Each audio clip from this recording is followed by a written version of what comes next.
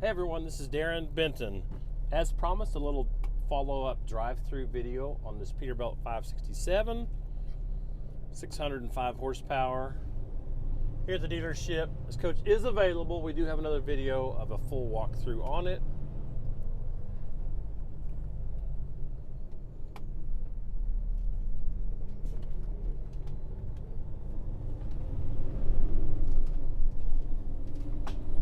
Another guy videoing us outside, so sorry about that.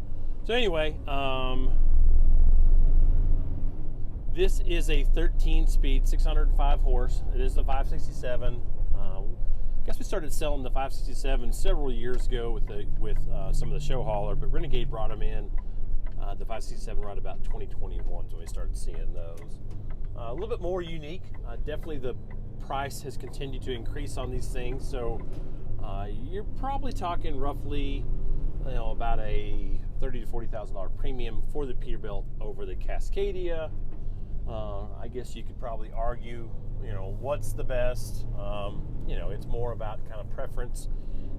If you're a diehard Peterbilt guy, there's no talking you out of it, so it doesn't really matter from there, in my opinion. So this is your transmission selector. Obviously, we're in gear right now. That also serves as your engine brake. If your accelerator on, the engine brake won't engage, but off, 1, 2, 3, and then you can hold it down for the fourth position, some additional braking, so it'll really get you slowed down. It's not too windy right now. It'll definitely be windy later on this afternoon. There's a policeman right there. Hopefully the policeman doesn't pull us over. Is he in the car? On his phone. Oh, perfect. So anyway, we're running about 55 miles an hour on the access road. Very quick acceleration. I prefer the units with more gears versus like a 6-speed Allison. Just feel like you kind of in your power band. It's a little bit more sluggish off the line, say 0 to 30 or 40. Anything with a bunk over, of course, is going to be a little bit louder than, say, with an aero cap, but that's the only option on a Peterbilt. But nice layout. You have full access. Uh-oh, it's a little dirty. But you can see there's a workstation there. Got a big horn here. Automatic climate control. It's not a dual zone. You do have steering wheel controls for your basically kind of rolling through. Might be a bold move trying to do this and go through traffic.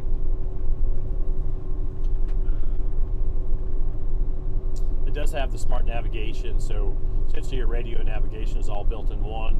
They used to integrate the cameras into them. They've since pulled the cameras off and just did an overhead monitor.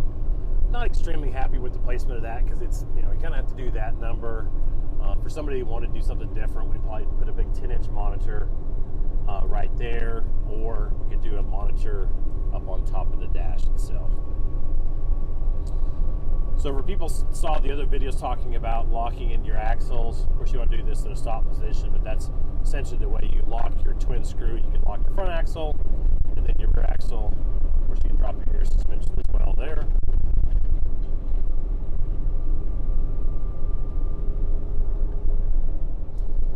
So we're running 76. These are all speed limited right about 75, 76.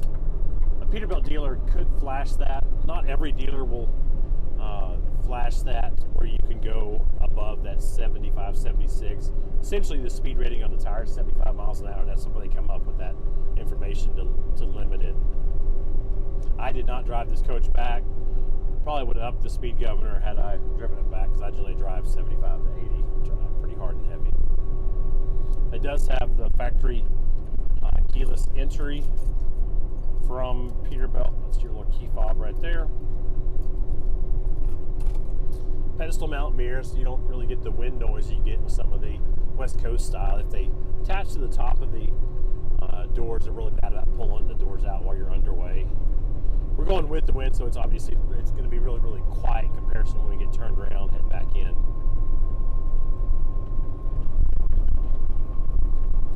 When they do this type of opening right here, essentially all of these are still an air ride cab, so you'll have a little bit of flex to it. When we do the Cascadia with the big cab cutout, then it's a totally fixed cab. There's no air ride to it. Ultimately, I really can't tell much difference between the air ride cab and the fixed cab. I think they're all pretty much about the same.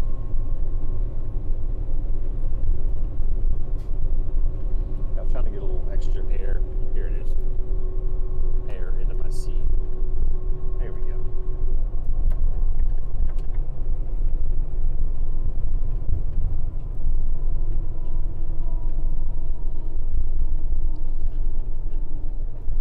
Should have a jack on my seat. So anyway, I'm going to hold the engine brake down. So this is all. I don't have any braking whatsoever. We're running about 60, kind of coming up to a light.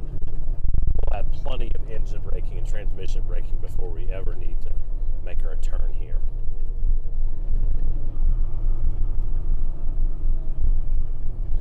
The Peterbilt seats have like a little, like an air memory, and that's the reason why I wouldn't get any. So I can hit the air memory again, and then I can adjust it to where I might need to be. Issue is it raises them up a little fast. All things you shouldn't be doing while you're driving. Do as I say, not as I do. So normal driving around town, there's really not too much of an issue. Once you get into, say, a little bit tighter, tighter parking lot is whenever the Peterbilts will definitely make you scratch your head a little bit on kind of adjusting your driving habits to your turns. But right here, it's not an issue flowing through traffic at all. So I'm gonna gas on it pretty hard. You got your gear shift selector here in the middle, kind of let you know we're in 6th gear. A lot of times it'll skip shift, so it run to 8. So 8, 9, 10.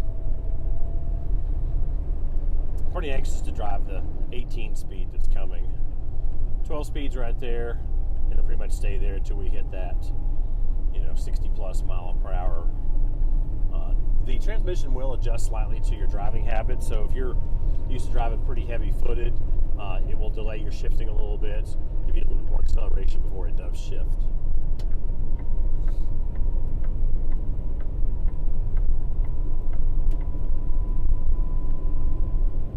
So 64 right there.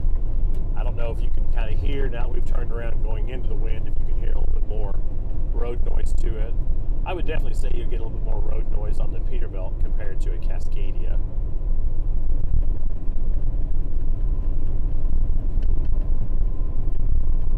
As we get up on this overpass, obviously you get a little bit more wind as well.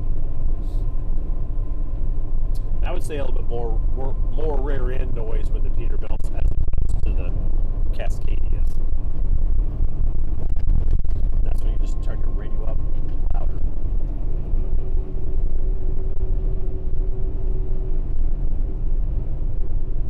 So 70, kind of with the flow of traffic. A little warm.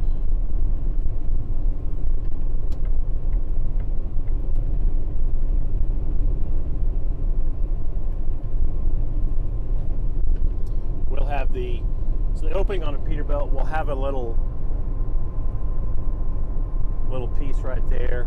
I probably wouldn't utilize that too often.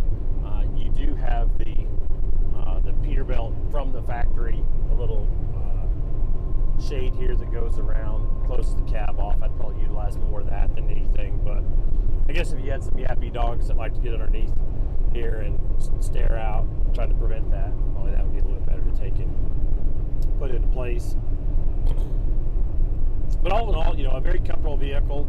A lot less driving issues with any type of truck, regardless of whether it's a Peterbilt or a Freightliner, as compared to the any kind of diesel push or any kind of bus at all. You'll do a lot more driving to those particular units. You catch how those flags, how windy it is. So we're probably 20, 25 mile an hour winds easily, which is very common out in West Texas. I guess the big question is, you want to keep on going to the dealership till we pull in, or you want to cut it off? Keep going. Okay. Well, I'll just keep on driving as hard as fast as I can. You'll kind of be able to get a little bit better idea. We'll take and pan the camera out when we exit off. You can kind of see, what it takes to be able to turn into the dealership. It's basically not quite a U-turn, but it's a relatively tight turn. I'm going to gas a little hard so this guy doesn't put the stuff in the back of his truck. I'm afraid he's going to fly out.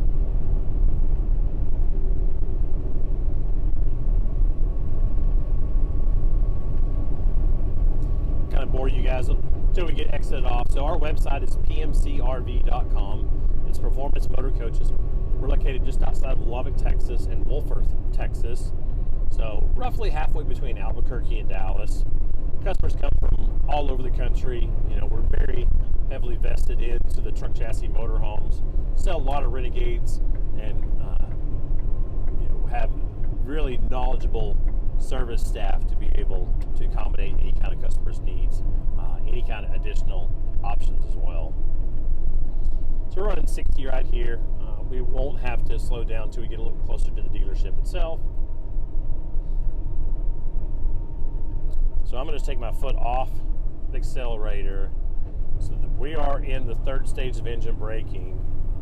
However, if you hold this down, you get a little bit more braking. And it's really my suggestion to take and utilize the engine braking. No adaptive cruise on these.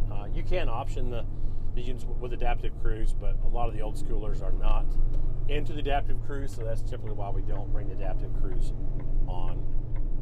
So I'm going to take my half out of the middle. Got some inventory moved out of the way, but you can see here a little bit of a football field to take and get turned around. We're going to make it, but we're not just going to have a ton of room. Little Verona that's going out. We did a full blackout package on it. Try to get some pictures of that on our website before we get going too far. So we're a full line dealership. However, kind of our specialty is the Renegade line and the show hauler line. The entire shop is completely full of new units that are going out in the next few days with customers. We do have a marine division in the back, and then we keep most of our coaches here in a big enclosed storage in the back, keep them out of the West Texas wind. It's always good to take and do the drive-alongs. Gives people a little bit different perspective and kind of talk about some of the variations, chassis variations from one truck to the next. But appreciate you guys coming out, watching the video. We'll try to get some more done while we're here, and we do have some additional units that are coming down the pipeline. We have a ton of XLs that we've done so many things. We're really excited about the XL lineup, but we'll continue to work on the classics. Like I said, we do have some 589s that are coming. If you wanted a 589, we have available chassis. We can get started in the next few months. So make sure you guys keep on coming back. I appreciate your time. Like, tag, and subscribe.